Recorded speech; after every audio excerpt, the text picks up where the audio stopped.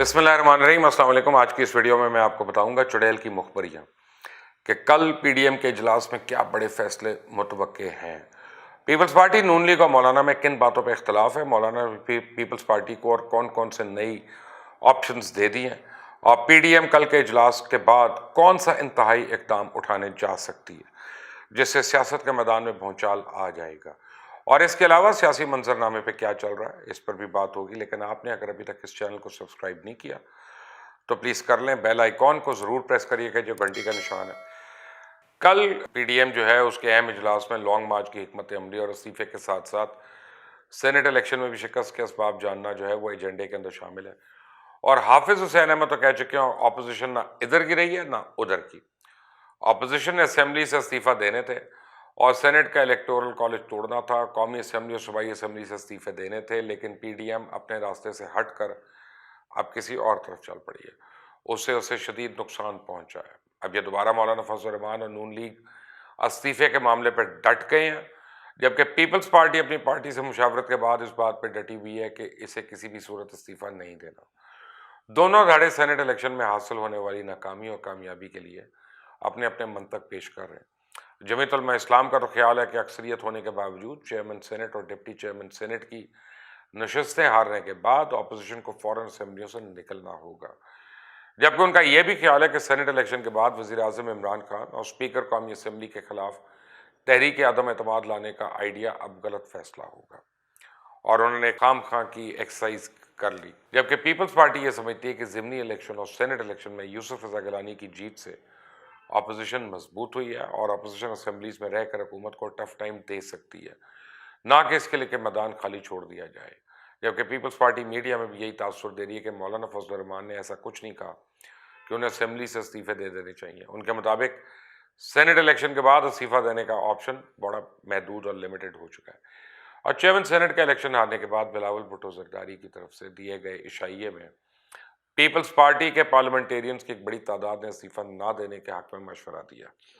मुस्लिम league नून के जराये इस बात पर जोर दे रहे हैं कि उन्होंने फैसले कर लिया कि वो पीडीएम के हर इजलास में इस्तीफों पर जोर देंगे। मुस्लिम लीग नून और जमीयत उलमा इस्लाम शायद इस बात पर पीपल्स पार्टी को राजी करने की कोशिश करेंगे कि अगर सिंध की हुकूमत को कुर्बान नहीं करना चाहती तो सिर्फ कौमी असेंबली से इस्तीफा दे दे। पीडीएम की यह मीटिंग पीर के रोज होना थी, लेकिन मौलाना फजल रहमान के मुतालबे पर उसे एक दिन आगे किया गया और बिलावल भुट्टो जरदारी भी इसमें शमूलियत कर रहे हैं। मौलाना फजल रहमान अपनी पार्टी के डिप्टी चेयरमैन की गिलानी से ज़्यादा मार्जिन से शिकस्त की वजह से भी बहुत ज़्यादा गुस्से में है। मौलाना फजल रहमान तो मुसलसल नून लीग और पीपल्स पार्टी से इसका मुतालबा कर रहे हैं कि वो पता लगाएं कि किस किस ने अपोजिशन को सेनेट इलेक्शन में धोखा दिया है, और इस पर नून लीग और पीपल्स पार्टी ने इन अराकीन के खिलाफ सख्त कार्रवाई का मौलाना से वादा भी कर लिया। मौलाना फजल रहमान ने आज प्रेस कॉन्फ्रेंस में वाज़ेह तौर पर कहा है कि पार्लियामेंट से इस्तीफे नहीं दिए तो लॉन्ग मार्च की ज़्यादा इफादियत नहीं होगी। पूरी कौम ने देखा कि सेनेट ऐवान में कैमरे किसने लगाए, जायज़ वोटों को क्यों मुस्तरद किया गया, वोट मुस्तरद होने का मलबा भी अदालतों पर डाल दिया गया, हमारे वोट क्यों कम हुए, वफादारियां क्यों तब्दील हो रही हैं, इसके पीछे दबाव होगा, लालच या धमकी। 26 मार्च को लॉन्ग मार्च के लिए पूरे मुल्क से काफिले रवाना हो जाएंगे। अवाम इत्मीनान रखें, हम उनके साथ हैं और इनको मायूस नहीं करेंगे। तमाम जमातें लॉन्ग मार्च में हिस्सा लेने के लिए तैयार हैं। और मौलाना ने मजीद कहा कि कोरोना हमारा रास्ता नहीं रोक पाएगा। इस इजलास में इस बात पर भी गौर किया जाएगा कि ताकतवर हलकों के इन लोगों के नाम लिए जाएं जिन्होंने अपोजिशन से सेनेट इंतखाबात के लिए रब्ता किया था और इमरान खान को वोट ऑफ कॉन्फिडेंस हासिल करने में मदद भी की थी।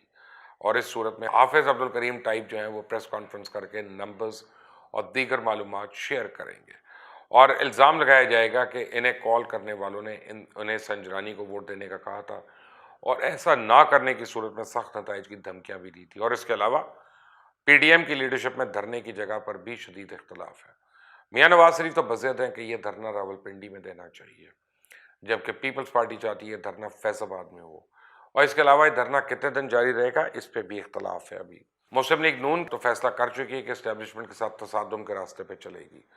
मौलाना नून लीग के साथ चलने के लिए तैयार हैं, जबकि पीपल्स पार्टी में इस हवाले से इख्तलाफ पाया जाता है। वो इंतहाई इकदाम पे नहीं जाना चाहती और मामलात को जमहूरी तरीके से डील करना चाहती है।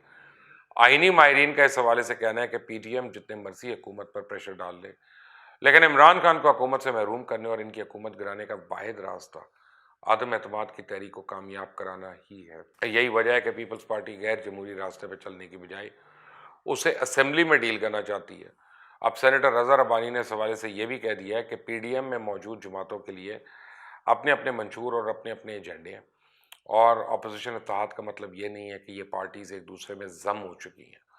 नून लीगी रहनुमाओं के बयानात और रवैयों से यह लगता है कि उन्होंने अब फैसला कर लिया है कि वो अगले इलेक्शन में एस्टेब्लिशमेंट बयानिया के साथ जाएंगे। मियाँ जावेद लतीफ़ ने तो अपने बयान पर माफ़ी ना मांगने का अंदिया दे दिया और उनका कहना है कि अब किसी को गद्दारी का सर्टिफिकेट बांटने नहीं देंगे। अगर पाकिस्तान बचाने के लिए मुझे फांसी लगती है तो लगा दो, जो इनके आगे नहीं झुका इसको गद्दार कह दिया जाता है। हम इस धरती के बेटे हैं तो बात करेंगे पाकिस्तान की, और डूब जाए खुदा न खास्ता तो मैं चुप नहीं रहूँगा। ऐसा नहीं हो सकता। जबकि निजी टीवी चैनल पर बैठ के बयानबाजी करने पर उनके खिलाफ मुकदमा अंदराज और मुकदमा दरखास्त दायर कर दी गई है। दरखास्त में मौक़िफ़ ये भी पेश किया गया कि जावेद लतीफ़ ने निजी टेलीविज़न पर धमकी दी थी कि अगर मरियम नवाज़ को कुछ हुआ तो वो पाकिस्तान खपे का नारा नहीं लगाएंगे। उनका बयान रियासत पाकिस्तान से बगावत के मुतरादिफ है, जिससे अवाम के जज्बात मजरूह और अवाम मुश्तइल हुए। दूसरी तरफ शिबली फराज का ये कहना है कि वफाकी वज़रा ने कहा है कि नवाज शरीफ अगर अल्ताफ़ हुसैन बने तो फिर इनका इंजाम भी सामने रख लें। नवाज शरीफ और अल्ताफ़ हुसैन की तरबियत एक ही कोख से हुई थी। ये सियासी लोग नहीं हैं, ना ही इनका कोई सियासी विजन है। कोरोना बढ़ने के बायस अपोजिशन लॉन्ग मार्च छोड़े और मुज़ाकरात में बैठे। सियासी लावारसों ने जलसे जुलूसों की मुहिम चलाई हुई है। इस्तीफ़े और लॉन्ग मार्च पर इनके अपने इख्तलाफात सामने आ चुके हैं। तहरीक आदम एतमाद और सेनेट इलेक्शन में अपोजिशन को हजीमत उठाना पड़ी और सेनेट इंतखाबात में नून लीग ने पीपल्स पार्टी और पीपल्स पार्टी ने जमीयत उलमा इस्लाम फे की पीठ में छुरा घोंपा। उन्होंने कहा कि पीडीएम एक ऐसा गठ है जिसका आपस में कोई जोड़ ही नहीं बनता और अपोजिशन के पास एक चांस है कि वो कोरोना की वजह से अपना लॉन्ग मार्च ख़त्म कर दे, क्योंकि वैसे भी उन्हें लॉन्ग मार्च में कुछ नहीं मिलने वाला। जितनी मोहब्बत और जिस ज़ुबान में हुकूमत अपोजिशन के मुज़ाकरात की दावत दे रही है, इससे आपको इसके आउटकम का अंदाज़ा तो लगाना मुश्किल नहीं होगा। इस वक्त सूरत हाल अजीब कशमकश का शिकार है।